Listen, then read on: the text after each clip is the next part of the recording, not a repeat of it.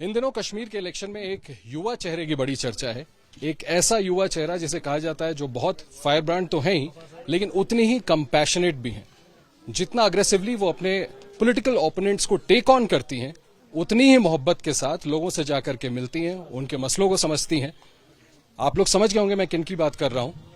मैं बात कर रहा हूं लेट मुफ्ती साहब की grand daughter, former chief minister Mehbooba Mufti की बेटी और बेशक मेरी दोस्त इल्तिजा मुफ्ती। बहुत बहुत शुक्रिया इल्तिजा वक्त देने के लिए। मैं देख रहा हूं कि पकड़ना ही बड़ा मुश्किल हो रहा था, तो इतना प्यार जो मिल रहा है इससे आपको लगता है कॉन्फिडेंट हैं कि इस बार आप जो डेब्यू करने वाली हैं उसमें जीत हासिल होगी? इंशाल्लाह। देखिए, आप इलेक्शन जीतने के लिए ही लड़ते हैं, और ये जो आप प्यार का कह रहे हैं वो इसलिए भी है क्योंकि मुफ्ती साहब की ये कॉन्स्टिट्यूएंसी थी, यहाँ वो पले बड़े, और महबूबा जी ने भी अपना डेब्यू यहीं से किया। और वीरी साहब जो हमारे 4 टाइम एमएलए रहे हैं, उनके बेटे हैं तसद्दुक वीरी साहब, उनने बहुत उम्दा काम किया। तो मैं तो इतनी कोई बड़ी शख्सियत नहीं हूं। आज मैंने अपनी स्पीच में भी बोला कि आप लोग मुझे नहीं जानते, पहचानने में थोड़ा टाइम लगेगा।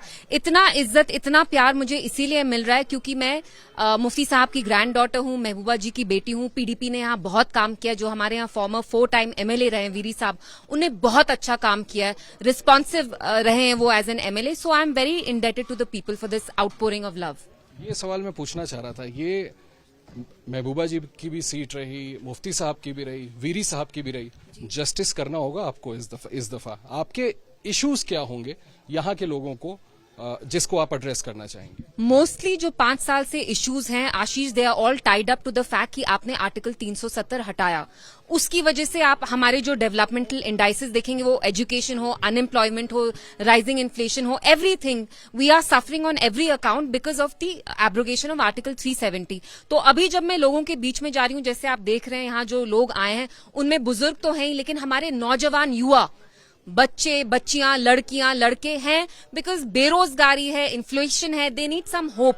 सो you know, it's not just about the fact कि यहाँ पे हम नाउम्मीदी दे लोगों को। We have to give them some hope कि आप हमें चूज करिए, हम आपकी बात आगे ही नहीं रखेंगे, हम आपकी जो इश्यूज हैं, आपके मसाइल हैं, हम वो भी हल करेंगे। आपने एब्रोगेशन ऑफ 370 की बात की, आपका मैनिफेस्टो भी आया।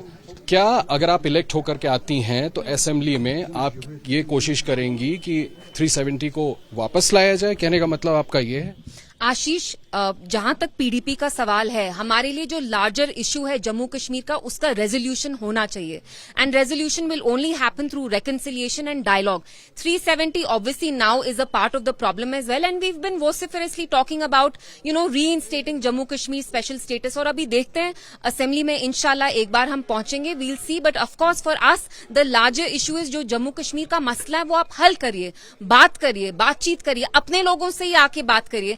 आप यहाँ देखिए लोग कितने पिसे हुए हैं। There is a growing sense of isolation, डर है लोगों के बीच में कि उनको लगता है क्योंकि ये एक मुस्लिम मेजॉरिटी स्टेट है, उनके साथ शायद यहाँ ठीक नहीं हो रहा है पिछले 5 सालों से। स्टेटहुड को लेकर के भी आपने अपने मैनिफेस्टो में बात की है कि आप लोग उसको प्रेस करेंगे। आपको क्या उम्मीद है, कितनी जल्दी स्टेटहुड मिल सकता है या मिलना चाहिए? क्योंकि अब पहले इलेक्शंस हो रहे हैं, उसके बाद statehood. How hopeful are you? Honestly मुझे लगता है कि दिल्ली के लिए कन्वीनियंट है कि जम्मू कश्मीर यूटी ही रहे, क्योंकि उनको सूट करता है कि वो डायरेक्ट यहाँ अपना रूल रखें, कायम रखें। और आप देख रहे हैं दिल्ली जैसी यूटी में भी कैसे वो सब कुछ माइक्रो मैनेज करते हैं। उनने कमिटमेंट तो दी है कि वो बहाल करेंगे after the elections, but honestly I am very apprehensive. Somebody जिसने पढ़ाई की दिल्ली यूनिवर्सिटी से, उसके बाद यूके गई, जब कैंपेन देखता हूं मैं तुम्हारा, उसमें सबकी भाषाएं आती हैं। ये कैसे, मतलब how do you do it, कैसे करते? ये जो कनेक्ट है तुम्हारा, मैं उस बारे में पूछना चाहता हूं। क्योंकि मुझे हमेशा बचपन से ही लोगों से बात करना, मैं एक बहुत क्यूरियस इंसान हूं। मेरे माथे पे महबूबा जी कहती हैं कि क्वेश्चन मार्क होना चाहिए क्योंकि तुम सवाल बहुत करती हो। तो मुझे इंटरेस्टिंग लगता है, मैं लोगों से आके यहाँ बात करती हूँ। जब महबूबा जी का कैंपेन था, थोड़ी मैंने कश्मीरी में बोलने की कोशिश की, Gujari, Pahari. So I feel like the best way to connect to somebody is जब आप उनको अपनी लैंग्वेज में आप उनसे बात करते हैं। So I think that's very important. जैसे मैं आज यहाँ कैंपेनिंग कर रही हूँ, तो मैं यहाँ जो हमारे खासकर बुजुर्ग हैं, मैं उनको बोल रही हूँ कि मैं आपकी बेटी हूँ, कूर, जिसको कश्मीरी में कूर कहते हैं। मैं लीडर नहीं हूँ, मैं पहले आपकी बेटी हूँ, आपकी बहन हूँ। बेन, यू से इन कश्मीरी, बेन, एंड कूर इज डॉटर। इल्तिजा मुफ्ती जमाने बाद एक ऐसी लीडर मुझे दिख रही है जो सिर्फ मुसलमानों की बात नहीं कर रही, वो कश्मीरी पंडितों की भी बात कर रही है, कश्मीरी सिखों की भी बात कर रही है। मैं फिर दोहराना चाहूंगा, जो ये आपका आउटरीच है सबको लेकर के, आपको लगता है कि पीडीपी पर ऑन द होल भरोसा दिखाएंगे लोग कश्मीर के? आई होप सो, इंशाल्लाह।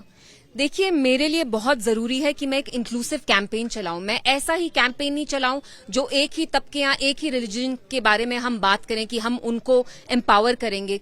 The beauty of Kashmiriyat is everybody, whether it's your Kashmiri Muslim, Pandit, Sikh, ईसाई, बुद्ध, हम एक साथ चलते हैं क्योंकि जम्मू कश्मीर एक खूबसूरत गुलदस्ते की तरह है। तो शायद एक इमेज है कि पीडीपी कम्युनल है, मुझे पता है मीडिया या ये आरोप लगता रहा है अलगाववाद का? वो कुछ भी बोल सकते हैं, बोलने को आप कुछ भी बोल सकते हैं, लेकिन मैं सब कुछ प्रूव नहीं करने वाली हूँ। मेरी अपनी जर्नी है, मेरे अपने ख्याल है, मेरी अपनी पर्सनालिटी है, तो वो दिखने में टाइम लगेगा, no problem, I have plenty of time.